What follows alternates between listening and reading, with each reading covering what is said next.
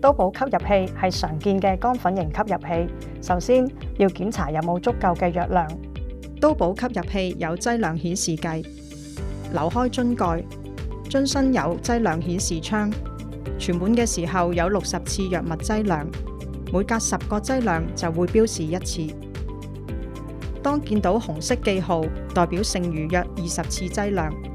當劑量顯示計背景變為紅色，代表剩餘10次劑量，請準備配藥。當數字變為0，就要更換新嘅吸入器啦。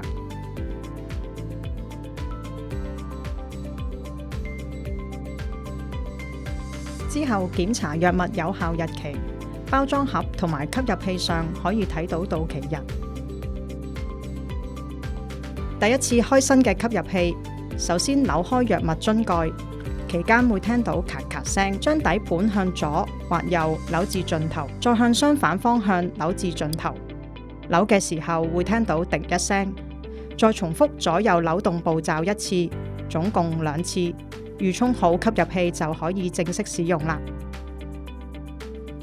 首先扭開吸嘴封蓋，垂直拎住吸入器，將底盤向一個方向扭到盡，再向相反方向扭到盡，直至聽到滴一聲。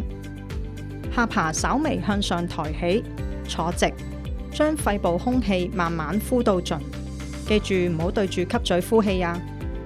雙唇緊含吸嘴，用力快而深咁吸氣至盡為止。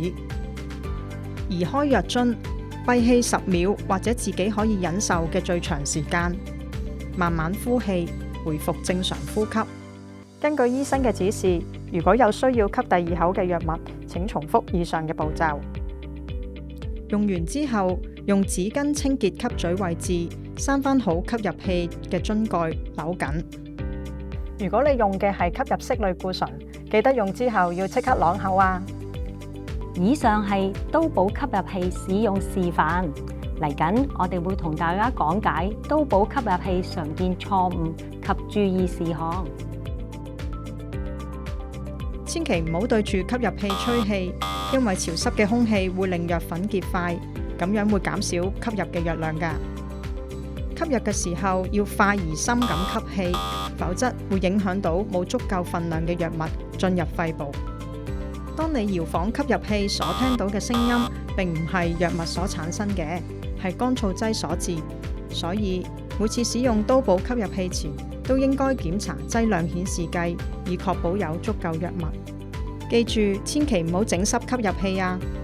打開封套之後，要用口緊含吸入器吸嘴，用力快而深咁吸入藥物，然後閉氣10秒。要依照醫護人員嘅建議吸藥，先可以最有效咁控制病情。啱啱我哋示範咗都寶吸入器嘅正確使用方法，一啲常見錯誤同埋注意事項。如果你哋對使用都寶吸入器有任何疑問，請向醫護人員查詢。